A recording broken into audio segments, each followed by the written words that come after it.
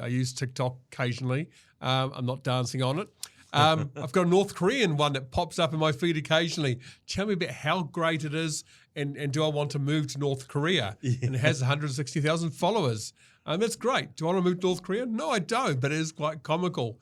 But that one is probably less subtle than some of the other political interference you may have directly or indirectly. Whether it's controlling algorithms, I don't know whether that's happening, or whether it's just the content being generated, because we tend to believe, what's in the media is real. So some of us will challenge and doubt it, others won't. The New Zealand Tech Podcast, brought to you by Gorilla Technology, proactive and strategic IT. Hey folks, greetings and welcome along to the New Zealand Tech Podcast. I'm your host, Paul Spain. Great to be back again today with Philip Whitmore from KPMG Cyber. How are you, Philip? Oh, great. It's great to be back. Yeah, it's been a little while, maybe pre-COVID that we last had you in. It was the old studios before we moved, so lots to talk about today. I'm keen to sort of delve into sort of cyber and data privacy type topics, obviously with a focus on New Zealand because it is the New Zealand Tech Podcast, but there's things going on in the broader world that are quite relevant as well. United States, China, TikTok, and there's some other news as well we can delve into on the AI front. Artificial intelligence seems to just be the thing at the moment, and some other local news to delve into. Before we start, though, of course, a big thank you to our show partners, to 1NZ, 2 Degrees, Spark, HP, and Gorilla Technology. Well, for those who maybe aren't familiar with you, maybe just a little reminder where you fit into this big wide world of cyber and what your role is with KPMG Cyber. Sure. So I'm a partner at KPMG, one of the large consulting firms. I'm in our cyber practice. So there's a few of us there, bigger and better every year. So we help organizations test security, design security, run security. So we help manage the risk from end to end. Mm. And how big is your sort of cyber practice these days? Because you're not small in those regards as far as New Zealand's concerned, shall we say? No, look, I'd have to add up the numbers, but I'm thinking we're 40-something, so we're not huge, but we're not small either. Yeah. We'd love to be bigger and better, but finding good staff can be challenging in New Zealand across many fields. Yeah, definitely. Well, let's jump in. I see hitting the news is one of the things is that Callaghan Innovation, who are very closely connected with the tech world in New Zealand, and work closely with a lot of the startups that come through, and a lot of the high tech firms are going through sort of a cost cutting exercise. Do you think this is something that's unique to Callaghan? I mean, I think we've got a new government in play. They're looking to sort of rethink where money is being spent, probably across the board. So, I mean, this news that RNZ had covered is probably not unique to Callaghan, but I guess Callaghan will take their own approach in terms of how they look at cost cutting as one of the smaller government entities. Yeah, I think that's common across the public sector, and certainly governments indicated that. I think most government agencies or many government agencies are being asked for savings of 6.5%, 7.5%. So no, it's nothing unique, but it is always hard. I think we all know, the economy we live in has changed, and you've got a limited amount of resources. How do you use that better? It is an interesting challenge. Yeah, 430 people. So I guess they have, over the 10 years that they've been operating as Callaghan Innovation, I think they have grown. And obviously, when they were founded, I think, what was it? There was some existing entities that sort of, came through into Callaghan. So I guess they're always going to have a number of people as long as they're around. And you never know with new governments coming into play when they decide to remix things, as it were, and slice government entities up and move things around and rebrand them and relabel them, as we've seen a bit of that happening. There's always some change. And look, Callaghan plays a critical role, and it's a fascinating organisation, critical role in helping develop innovation in New Zealand. So, I guess we watch and see where things go. Yeah, there was mention from RNZ of scenario where this was maybe more broadly Callaghan, Crown Research Institutes and universities facing a loss of around 68 million annually in research funding when the current national science challenges end in the middle of the year. So there's a bit to sort of delve into on how these things will play out. And yeah, I think it can be pretty uncomfortable going through some of these changes. But we're also in a position where you can only spend so much money. So a challenging time ahead in those regards.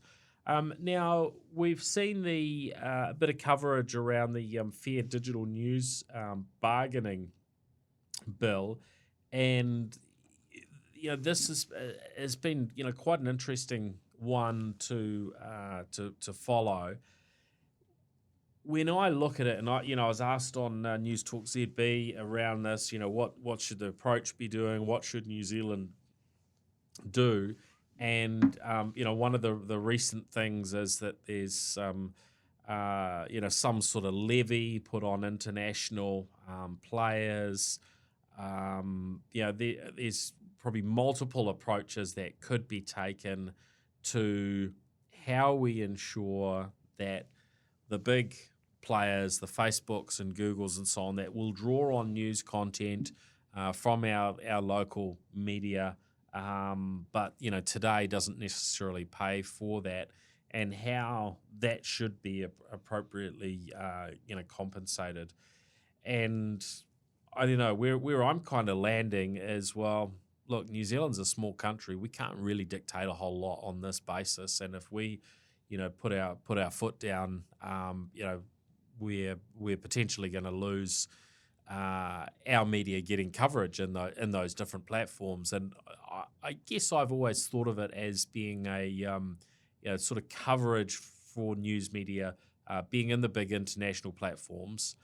If they're linking back to content of our media, then that's actually driving traffic to the media. So definitely a balancing act where I'm not sure that you can go too over the top, and probably the approach should be to lean in and follow what's happening in other markets, or at least other markets where it's working, because I think we have seen things where there's been scenarios threatened or actual scenarios where news has stopped to be carried. I think it was Canada that had a scenario like that. Any thoughts on where you think we go? I tend to think similar thoughts to you. Look, it is difficult. We are a small player, but that news is something that the news organisations are producing. You can have a degree of influence. Can you control it? Probably not. But I can also understand that the media companies, how we consume news is different these days. So your more traditional media organisations, their funding is dropping, and it's also information they produce. But I think it's not something we can do by ourselves. It more is what is us and other countries doing. But the likes of Google and others does drive traffic towards other sites as well. So I don't know what the answer is. There's two parts to it, isn't there? Because sometimes they get all the benefit, other times people click through. But we do see it all the time in social media, where a headline or a link gets shared, and then all the commentary will be based on the 5 words that were in the or 8 words or whatever it is that were in the headline, without actually ever clicking through, reading the content and consuming it. It's what was basically in that preview, and that generates masses of traffic for a social media platform. Maybe keeps people on there as they're discussing and debating it. And only a percentage of the people are clicking through, and I'm sure there's a level of that happens on Google, as well as happens on social media platforms. So it is a complicated one. I'm certainly glad that it's not something I've got to try and figure out. Although I would have thought that there would be a kind of a mathematical or a scientific way to actually do some sort of evaluation on this stuff and land on a methodology for what is a fair and appropriate way to to do it. But yeah, I guess we don't necessarily have to do that if other countries are putting in all the work and effort. We don't have to spend millions of our dollars researching and trying to land on the perfect solution. We can emulate what the best one is out there. And I think, that I imagine will be coming, and I imagine all parties would be, happy to deal with that. At the moment, it's a bit of an unknown. What is the fair thing to do? There's no easy answer. And the challenge is we're now in a situation where our media are effectively being disrupted, right? So we've heard News Hub, most indications suggest that they are going to close down, and unless something new comes up, TVNZ shutting down some of their most successful and long-running content in terms of Sunday and Fair Go, which looking at the the viewerships and so on, it's a little bit hard to get your head around that they would take that approach. But clearly that's what they are thinking is their way to cutting back and to saving some money. Really, you've got to feel for those people that have. They've gone through, they've spent years studying, this is their career path, and then the rug's being pulled out from under them. Even though, I think probably all of us have known for, I don't know, decades that we should expect in our lifetimes to change, careers kind of multiple times, and that would happen. But having it sort of foisted upon you en masse, because a lot of people deal with this, as individuals without the media coverage around it, but it happening to a whole lot of people en masse.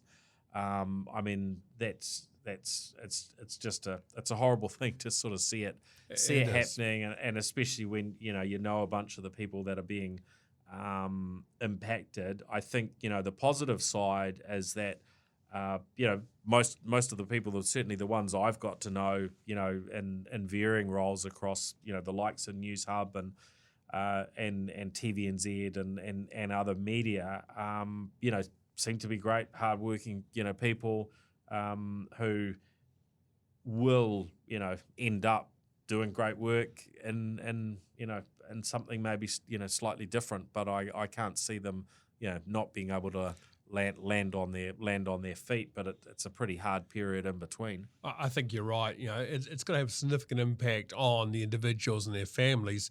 But I can also understand that a business, isn't there to lose money. In fact, it can't work losing money.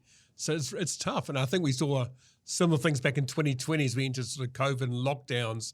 A lot of restructuring happened then for some organisations. But I think most of those people, landed on their feet doing something different, albeit, there's a period of pain in between. And look, and it's tough. And when it's not happening to to you, it definitely, you will see it through a different lens than when it is happening to you, and you kind of see those realities. So, I definitely, try and have empathy, but I know that I can't understand exactly what it's like when I'm not actually in that position myself. Now, one thing that we have talked over the years about is, a lot around disruption and digital disruption, and and it's always part of my discussion actually when I'm wearing my futurist hat and doing a conference keynote and encouraging sort of futurist mindset and this approach that we all need to be thinking ahead. We all need to be futurists and preparing for coming changes, because technology will continue to disrupt. And I look back at my earliest days in the workforce, and I started out with a magazine publisher. And I'll often talk through, where are these magazine publishers now? Where are the printing firms? So many of those firms that were just mainstays in those days are either completely gone, or they've gone through incredible change in order to stay relevant. You look at the ad agencies, for instance. That part of what they've had to do is kind of acquire the young digital upstarts that are that are coming through in order for these big old firms to stay relevant. But of course, in some cases, like what we're seeing here in the news media, the outcomes aren't that rosy. No, I mean, potentially. technology does disrupt us. It often doesn't feel quick, and maybe it's not quick, but it's still causes an interruption. You know, I must go into the video store on a Friday night to grab a video. You know, my local video store probably closed down 3 years ago, but you know, there's only a handful left around the country. You know, I miss as a teenager going and to the music shop to look at some records or some DVDs. Yeah. You still get those, and there is, you know, you can probably get more on vinyl now than you can, 5-10 years ago. But changing, but change is, sometimes good and different, and I think we benefit collectively on the positive outcomes, but the impact on individuals and businesses, in the shorter term is not great. And yeah, I guess that's part of. I mean, you could talk of New Zealand Tech Podcast as part of the problem for mainstream media, right? We are a smaller media outlet, and when a small media outlet operates, usually operates with a lot less resources than the traditional media. So that's part of the disruption. The fact that we can live stream video and put an audio show out 20, 30 years ago, this sort of stuff was completely impossible. And it is part of the changing shape of this world. And I think it will continue to change. And I just hope we get good outcomes, over time, and that, these things land in a good manner. But we do have those challenges, of being a smaller market as well, right? Which is going to play into it. And so, Kiwis will probably continue to lean in on some of the big international sort of media outlets. And yeah, it's even hard to get your head around that in terms of, in the old days with Sky and you'd stream your CNN news and so on. Now there's umpteen different news platforms that are streaming, and a lot of them you can get for, completely free. And that might come with some strings attached if it's, RT, Russia Today, or whatnot. One's coming from different parts of the world and with different sort of political perspectives sort of tied into the content. I think we can expect technology disruption forever. We've been talking about it since Victorian times. Yeah. I mean, the first cyber attack, what we might call a cyber attack, happened when the weaving loom got introduced to modernise making of fabrics. So they were going back a long time ago. But that doesn't make it any easier on the people that it impacts. But it is a constant change ahead. If we could all predict the future and be dynamic enough to change with that, it'd be fantastic. I think we'd all be millionaires. Yeah. But it's tough. Yeah. It really is. Yeah. Little bit of news in on one of our show partners on 2 Degrees. A bit of a change up of their execs. So they have a new Chief Technology Officer, Stephen Kajaya. He has stepped into the CTO, the Chief Technology Officer role, with Martin Sharrock resigning. So, so a bit of a change there. And also Adrian Dick has moved across to be the Chief Transformation Officer. So some interesting shuffles going on there, as we tend to sort of see across the sector from time to time. But these are really key roles for 2 Degrees. And of course, 2 Degrees is a bigger and, more important, player within the telecommunications sector, now than where they were sort of 5 or 10 years ago. Certainly when we started this show, they were a very, very small player. And so it's been fascinating to watch that. So we'll be certainly tapping in with them on an upcoming episode and hearing a little bit more of what's going on behind the scenes, as we tend to do across each of the telcos who are each, I guess, innovating in their own different directions and continuing to sort of establish their future and deal with the ongoing disruptions themselves, right? And we see it's quite interesting in the different steps that they've each made to compete in different ways and in different sectors, well beyond the traditional telecommunications space, right? It's a fascinating sector, and I think it is interesting. They tend to be more innovative than a lot of technologies the companies see in New Zealand. Yeah. I'm sure competition helps out a bit. As consumers, we all tend to benefit from it. So always interested to see what all the telcos are bringing out and how we might benefit. Yep. And we do tend to call them out on the odd mistake as well on the show, but we appreciate their support, which is brilliant. Now on to other items. I guess if we're looking at the bigger picture, what's happening around the world, the big thing that I've been called on the last few days to talk about across RNZ and News Talks MB has been this move to really crack down on TikTok. This seems to be a really, really big deal. And, of course, Trump tried to do this and wasn't successful. But it looks like the lawmakers on both sides of the House in the US are keen to push ahead with new legislation that would basically force ByteDance, who own TikTok, to either divest of TikTok or shut it, exit the US market, which is just it's quite fascinating. Last week when I was asked about this, and Paul, what do you think the chances that this will go ahead after having sort of seen things fail in the past? My take was maybe 50-50. But the things that I've been reading and monitoring on it suggest this is a pretty sort of serious thing this time around, and so I'm starting to lean more and more in the direction that this will pass. That it in theory anyway, they've done their due diligence on what's going to get through the media. The pushback, a lot of the pushbacks last time were around free speech, and that this would impact that, but by very clearly offering for the ownership to change, that impacts the picture. The two areas that we're seeing where the issues are being raised is one around sort of spying and on the user base in varying ways, and we've already seen US government, New Zealand parliamentary devices are in the same category where TikTok is not allowed on the devices, for those or presumably for those reasons of spying.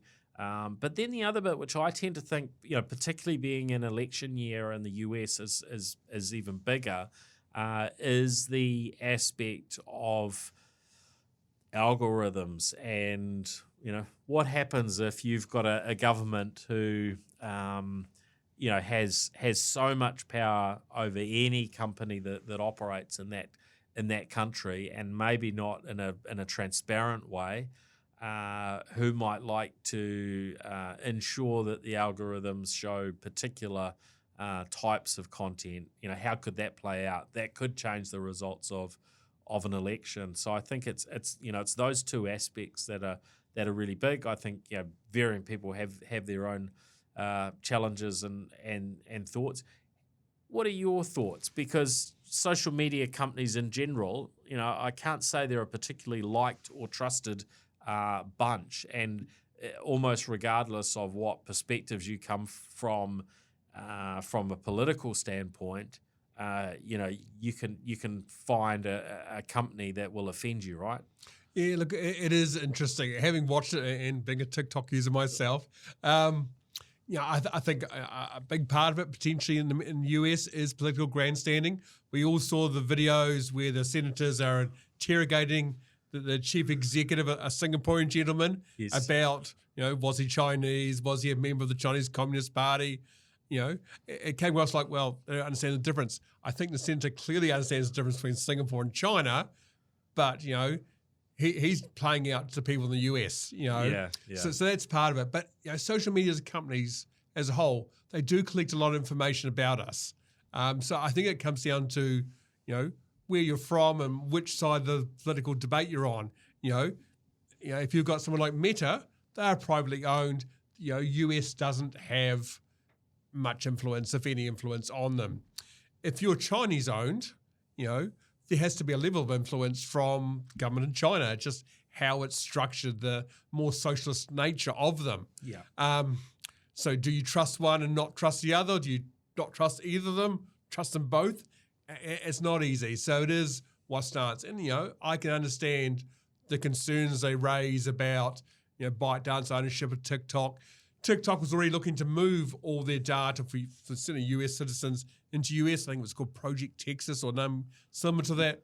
That wasn't good enough. Certainly people's perception. So I can imagine it's going to happen, which is a challenge. And, it is very much about freedom of the press, freedom of speech. If that gets cut off, do people just work away, circumvent around it? Because you won't be able to download the apps in the app stores. That doesn't mean you can't download from an app store in a different country while being in the US. So will people circumvent it? Particularly as Android, you can download for any app store you like. Yeah. And we're already starting to see with the Apple, where in the EU now, you can download apps from different app stores as well. So will what the US does have an influence? They can ban app stores for having it. Can they ban individuals from using it? Yeah, well, I think that's part of what New Zealanders will be curious about, because we've got, and I haven't got the numbers in front of me, but, last I looked, a big base of users in New Zealand. I think certainly the high hundreds of thousands, if I recall correctly, based on previous stats. So there's a big user base here, right?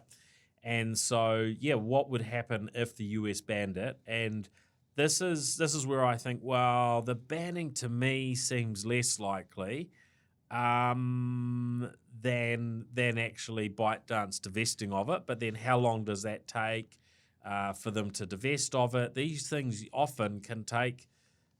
They're saying there's a 6-month window on this, right? And if we step back through the sort of big acquisitions that we've seen over the last decade, it's unusual for any of those to actually clear within a 6-month period. So they might announce one, but for it actually to take effect, these things can take multiple years to go through. So there's certainly some complexity as to how those sorts of things would play out. And then if they were at all banned in the US.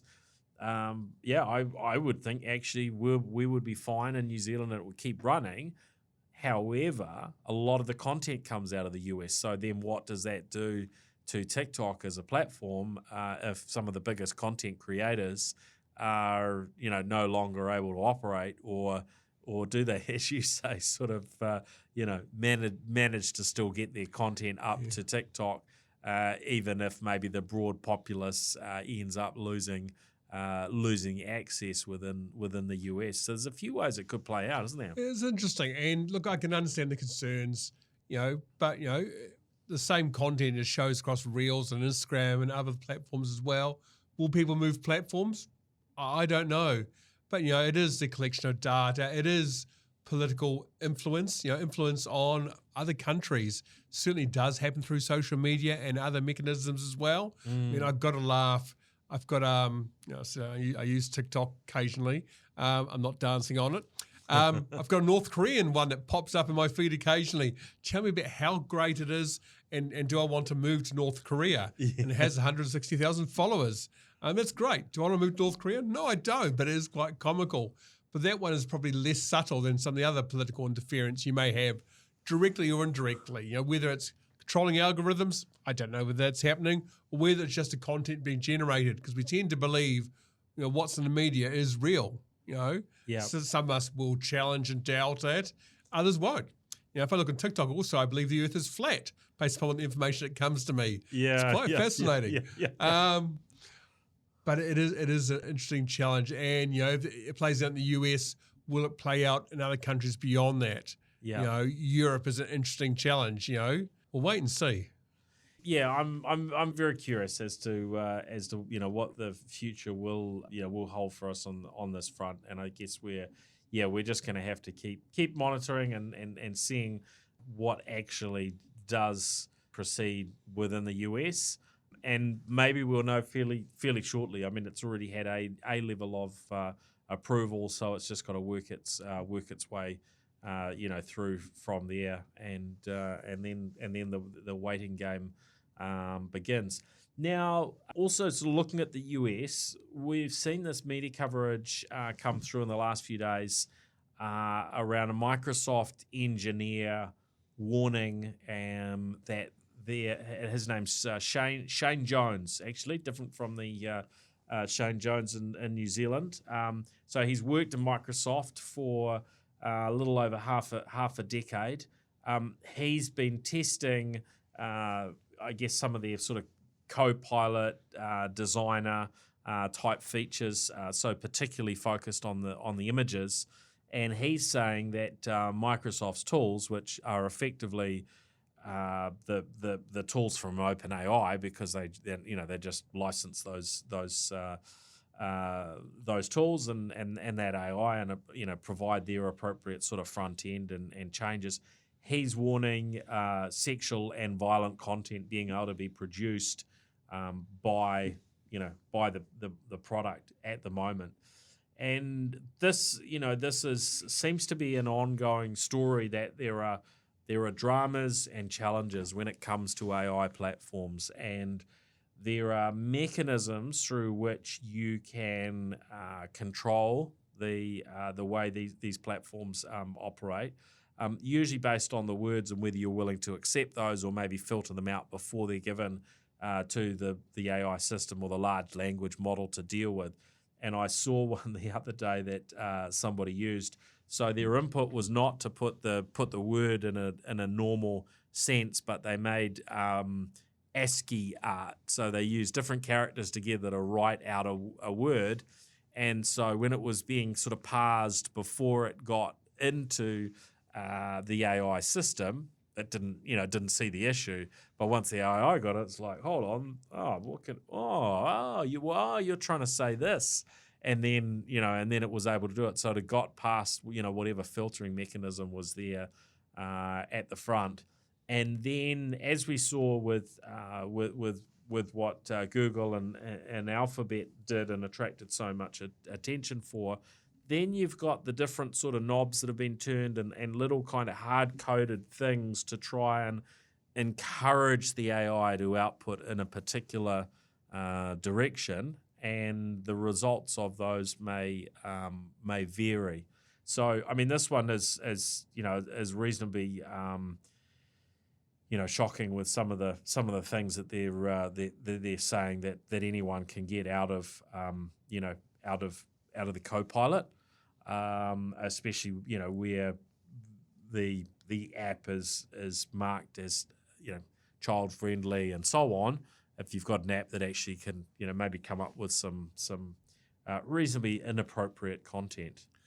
I find it an interesting debate, because a tool can be good or bad. I've got a screwdriver. I can use that screwdriver to help screw in part of my deck and fix my deck. That's a positive. I can use that screwdriver to jimmy the lock on your Mazda Demio and do a ram raid. So is that a good tool or a bad tool? Oh, that sounds like an evil tool that it could be used that way. Click. I might steal your car with a screwdriver. And I think it comes down to other tools like AI. It is a bit of an arms race. The companies developing these tools want to do good, and it does help to have society debate what is good and what is bad, albeit what might be good from my perspective might be different from your perspective. Yep. So they do put things in place. I can't use, say, Copilot. I can't use Copilot, say, write a phishing email to try and trick people to give me stuff. And we do phishing as part of our job. We phishing test for organizations. Okay, so won't do that. That's a good thing. I could ask it, so just write me an email to asking someone for their password, and it would. But it can't tell good or bad. They're trying to filter block. But humans are an imaginative bunch. That's why it is a bit of an arms race. So true. Originally, certainly when ChatGPT came out from OpenAI, a great tool for developing code. Help write some code to do this in this language. Yeah. Great. Yeah. Help write some code that will exploit this vulnerability. Oh, that's bad code. But what is good? What is bad? Yeah. Who says this is right and this is wrong? Who makes those judgment calls? For some things, it's easy. Don't show this type of pornographic image, or maybe don't show pornographic images at all. That's easy for us as a society to say good and bad. For other things, it comes down to our individual perceptions, what is good or bad. Yeah. And again, I will put something to stop that because we all think it's bad, but someone else will use their imagination to get around it. It's always been that case with tools and IT tools. But it is challenging, and it becomes more challenging with the likes of video and images and sound, whereas, okay, that's a cartoon, that's not real. That's not a cartoon, but I can't tell whether that's real or not. Yeah. That blurring between reality and non-reality is challenging. And while, again, there's a range of discussions about how do we do it, we put a little star on the image to say it's fake. I just, Photoshop that star out. I don't think there's an easy answer when it comes down to morals and ethics, but I think that the technology companies are trying and continuing to evolve, and other people are trying, continue to evolve to get around those blocks. Yep.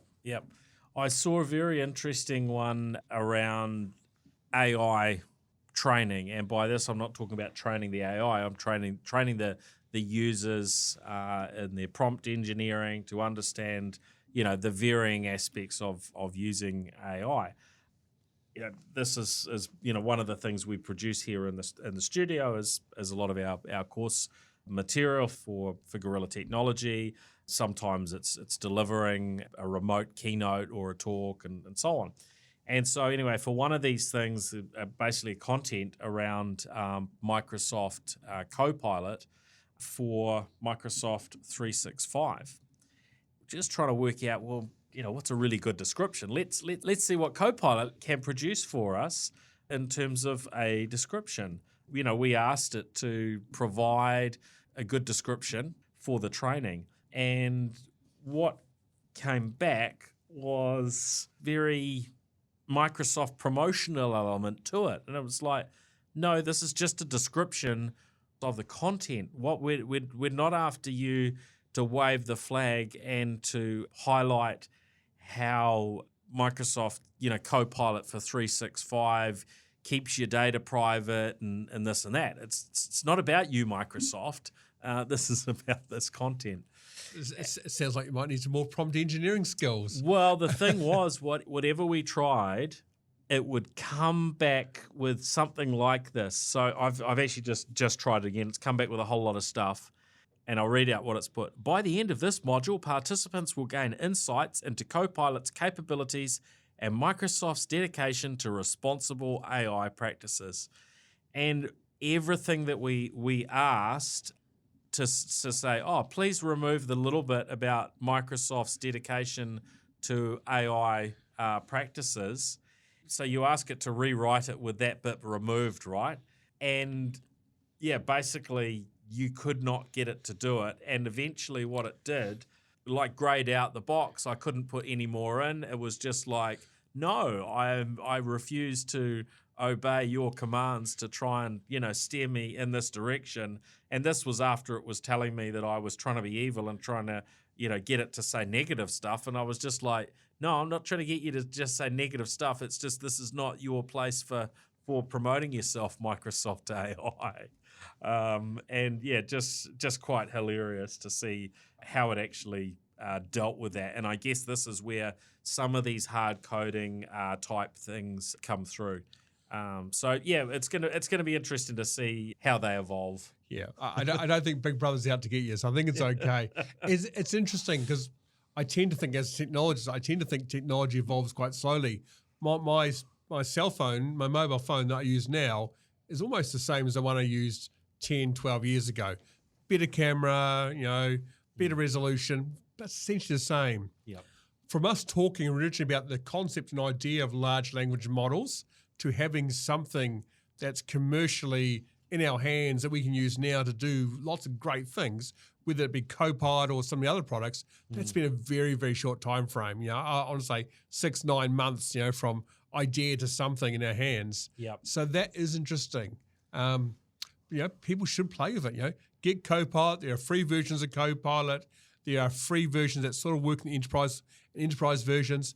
That's important, isn't it, from a data privacy perspective, that people are using a product that is appropriate for, for use within an organisation where you've got confidential data. You shouldn't just sort of drop it into random AI tools and especially free bits and pieces. Your mileage may vary. It is. I mean, there are enterprise versions for enterprise purposes, free versions for free purposes, and I think most of the organisations, most of the ones that are well known, your Microsofts clearly explain the differences and what they do and what they don't do.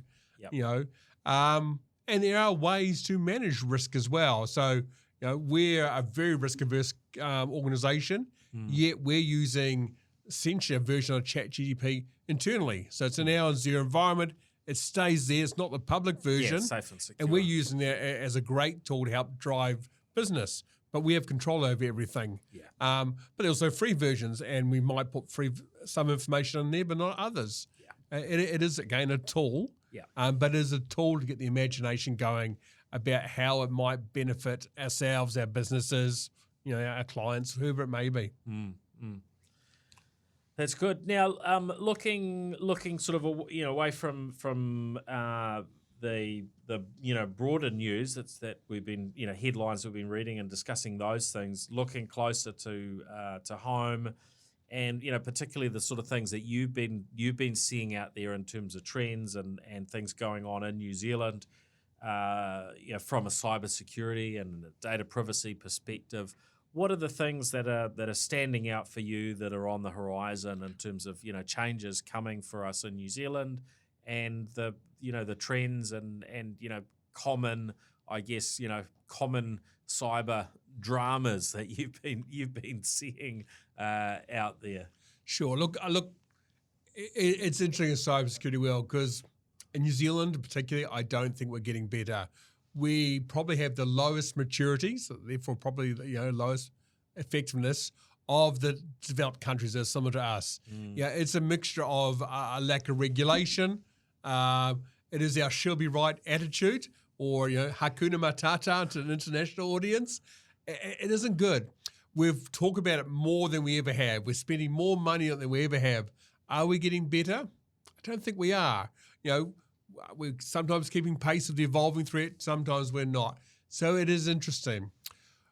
But there is hope. And this is going to sound quite wrong because there is a bit of a stick coming, albeit it's not really a stick. So we have no regulation in New Zealand around cybersecurity. We have a Privacy Act that says you must keep private information secure, and that's great. But beyond that, there's nothing. There is regulation just over the horizon that's coming that way. So if you're a financial services organisation, certainly the likes of the Financial Markets Authority and the Reserve Bank of New Zealand have put out guidelines in recent years about cybersecurity and their expectations. I imagine those will change into a form of regulation. Normally, when regulation appears, it hits financial services the most because that's stuff that impacts you and I. And we've already seen government communicate expectations to banks this week about trying to combat fraud, scams, where I say, hey, I'm Philip, here's my bank account, just pay me, don't worry, be safe. But there isn't matching of my bank account to my name. And that's been the same around the world. It's nothing unique to New Zealand. Other countries have started to evolve, some, and their expectations have been clearly made here. And that could take out a significant amount of the scams and frauds that impact you and I as individuals, and particularly small businesses. So there's a bit of regulation financial services. Also, which is very close by, is regulation around critical infrastructure. So most developed countries have legislation, regulation about protecting that as critical to New Zealand, critical infrastructure. Now, it used to be about energy generation, electricity, water supply, but it's evolved. But we don't have any of that, not even around the basics yet. I look at Australia, it's more than a year ago now, they took their act around critical infrastructure and expanded it to be around food production, education, all those things that are critical to Australia as a nation, domestically and internationally. So New Zealand, we've been talking about this. I don't think COVID probably helped the quickness of it. I don't think a change of government probably helped too much as well, but it's coming very soon. And I imagine it will look like the Australian model, where if you're an organisation that's of critical importance to New Zealand Inc., there will be some level of expectations of what you must do. Now, that's not going to be a high hurdle. It's going to be aspects of good practice, but but that will help. So that's a bit of a stick. We don't tend to do big sticks as more an encouragement, but that might help lift things up. To go from where we are, pretty bad at cybersecurity, to being pretty good isn't a huge hurdle. But imagine if we were good at cybersecurity, we could be a Singapore-type nation. We could export New Zealand's a safe, secure place to the world. We're safe and secure. Come live here. We're safe and secure from an IT perspective as well. And particularly the new data centers opening up with the likes of Microsoft bringing Azure here and Google Cloud and AWS. Why couldn't we be that Singapore of the South Pacific? And countries already inherently trust us. Let's trust us from an IT perspective, but it needs our cybersecurity to rapidly increase. Yeah, that's a good point. And when we look at, because we are a country that is full of the sort of smaller businesses a lot, and obviously medium and large as well, but with just so many small businesses, what are you seeing as this kind of in New Zealand that's behind? Is that as predominant in small business from your perspective as it has been in years gone by? I think it's just as bad. And the challenge with small business, often you don't have any IT staff or people focused on cybersecurity, and you rely heavily upon an IT outsourced organization to support you. The problem is that the mileage will vary about what they know about cybersecurity and what they don't. Yeah. So sometimes you'll get no advice, really poor advice. Sometimes you get good advice. And I often get asked, who's someone good to use? And I often don't know an answer to that. I know lots of good individuals, and I know lots of organizations that are good at this and that. But from a cybersecurity perspective, who do you go use? I don't know. That sometimes that is a challenge. But I do see good instances of it. I guess the good thing is, if you are a small business, where do you start? I would say come and talk to me, but yeah, keep going. Or us. yeah, exactly. CertNZ, which was part of the Ministry of Business Innovation and Employment. It's now part of the Government Communications Security Bureau. Yes. Puts out some great advice for us as individuals, small businesses, medium, large as well. That is some good advice. Great resources, and maybe that's if you're a small business owner or running a small business, pull out say the critical controls, the 10 best things you could do to prevent a cyber attack, limit the impact should one occur, and to recover from it. Take out those 10 critical controls that are on the CertNZ's website, all free, and say, Mr. IT provider, have we done all this? Yeah. Now, I expect the answer will be no. In fact, I've not seen a small business yet that has all 10 of them. And these are designed for all sizes of business. Yeah. That's probably your security strategy for the next year on that page. Please help me. Yeah. Oh, that's really good. That's a really good advice. And going back to those sort of lists. We've got the Essential 8 out of Australia, and varying ones around the world. Those are great reference points to focus on, and very easy to put in front of people as well. So we definitely need to be doing more of that. And I mean, I see it too. We're regularly out auditing the technology and cybersecurity in smaller to medium organisations, and sadly it doesn't seem to have sort of moved along at the sort of pace that you might have expected after all of the dramas that we've kind of had over the years with different firms getting hit in different ways. And look, some of this comes from the small businesses themselves. I've been in talking to firms, and they've had multiple incidences, and they maybe haven't been that bad, so they're just like, well, this just seems to be par for the course of being a business, and we're not gonna change a whole lot. So maybe an unwillingness to invest, and sometimes they've been taken out even in somewhat significant manners, and it's like, we were back up and running within a few days, they're looking for the very cheapest way possible. And of course, a challenging economy impacts us in these regards as well. And we've got government departments that are looking to cut back. We've got small businesses that are struggling. And so when it comes to, you actually might need to invest a bit more here and step up what you do from a cyber perspective, that's pretty hard when there's maybe a struggle to, cover the existing costs and keep up with bills as it is, right? It is a challenge. It is a challenge economically. It's a challenge because it's like mental health. We don't talk about it enough, Yeah. I've not been affected. I don't know anyone else has been affected, therefore it won't happen to me. And that's not the scenario. You've been affected, but you're not going to tell me because you feel embarrassed. So we see organizations, we see it in industry groups at times, sharing information about what's impacting them, actually works a lot better to uplift everyone. Look, there are other resources as well. If you're a small business, there's a great New Zealand startup company called Onwardly that's developed resources for small to medium businesses to uplift their cybersecurity. You don't need to have that IT person. You don't need to have that chief information security officer. For a relatively low amount of money, they've got a range of processes and things that they can guide you through and tools and techniques to help improve cybersecurity. That Onwardly has appeared probably in the last year or so. That's great. Yeah, and I think we've had Phil on the show maybe a year or so back, if I remember correctly. But great product, very enthusiastic guy, Phil is. Yeah. It is important to double down on this stuff. So really, really good reminder. It's been great to catch up again and delve into these topics. And it's always one of those things that there's so much going on, and everybody is so busy, limited in resources. But really, it's the last thing that we should be pushing down our to-do lists is improving our cybersecurity. So really great to catch up, Phil. Oh, excellent. Thanks for having me again. Yeah. So for folks that are just wanting to maybe connect with what's happening at KPMG Cyber, or connect with yourself, is it LinkedIn? What's the best way to track you down? LinkedIn is great. Philip Whitmore, you'll find me there, or KPMG Cyber as well. Yep.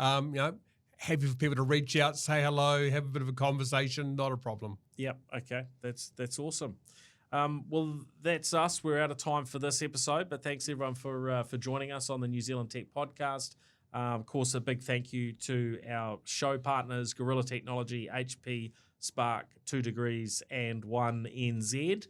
And you will find some of those partners do a fair bit also on a cyber perspective. So it's not as though folks are sort of limited for choice, is it, in terms of getting help from a cybersecurity perspective?